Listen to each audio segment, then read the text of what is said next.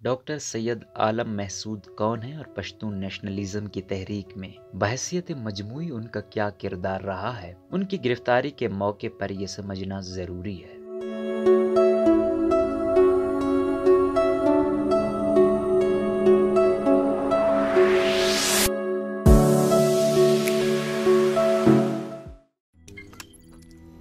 روزنامہ قدرت کی ویڈیو دیکھنے کے لیے ابھی یوٹیوب چینل پر سبسکرائب کریں اور بیل آئیکن پر بھی کلک کریں۔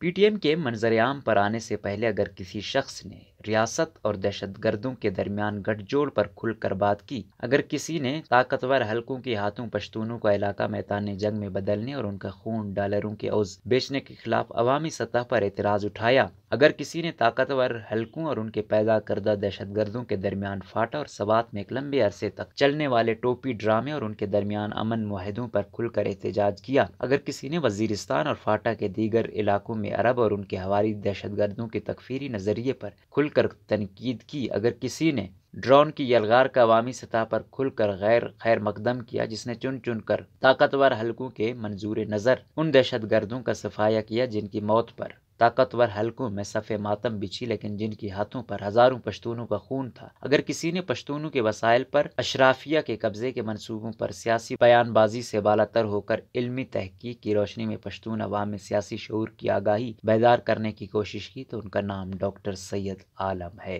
ڈاکٹر صاحب چند دوستوں کے ہمراہ یہ سب کچھ پختونخوا کے پریس کلبوں، بازاروں، چوکوں اور چوراہوں میں کرتے رہے، اور وہ بھی ایک ایسے وقت میں جب دہشت گردوں کی پہنچ پاکستان کے کونے کونے تک پھیلی ہوئی تھی، جب وزیرستان اور دیگر قبائلی علاقوں میں طاقتور حلقوں کی مدد سے دہشت گردوں کا راج قائم تھا، جب پختونخوا کی گلی گلی میں، بازاروں میں، عبادت گاہوں میں، جنازوں پر اور عوامی جرگوں پر آئے دن حملے ہو رہے تھے، اور خوف کے مارے کسی کے منہ سے ایک لفظ تک طاقتور حلقوں یا دہشت گردوں کے خلاف نہیں نکل سکتا تھا۔ ڈاکٹر صاحب کو ٹی ٹی پی کے سرغنہ دہشت گرد حکیم اللہ محسود نے مار ڈالنے کی ڈائریکٹ دھمکی دی تھی، اور ہمارے اصرار پر انہیں چند مہینوں کے لیے روپوش ہونا پڑا، لیکن روپوشی کے دوران بھی اپنی عادت سے مجبور ہو کر پریس کلبوں اور چوکوں میں احتجاج میں اچانک وارد ہو جایا کرتے تھے۔ یہ ڈاکٹر صاحب ہی تھے جنہوں نے اسلام آباد دھرنے میں کنٹینر پہ کھڑے ہو کر سب سے پہلے ببانگ دہل یہ نعرہ لگایا کہ یہ ریاست دہشت گرد ہے اور ریاست کی فوج کو اپنی پالیسی بدلنا ہوگی،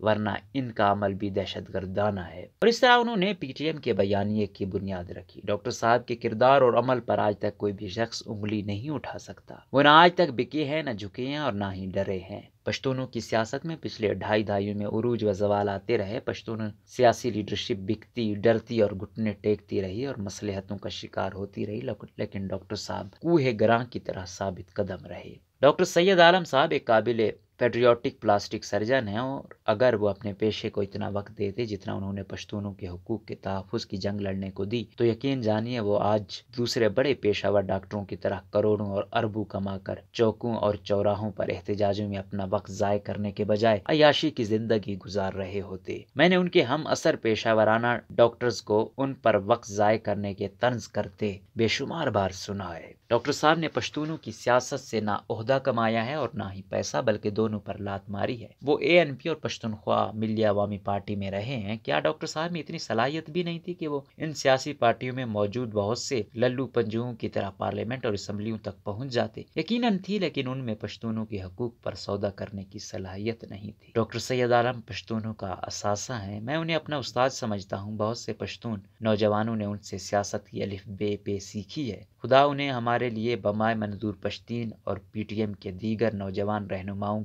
زندہ رکھے، سلامت رکھے، شاد رکھے، آباد رکھے، اور ان پر آنے والی مشکلات کو دور کرے۔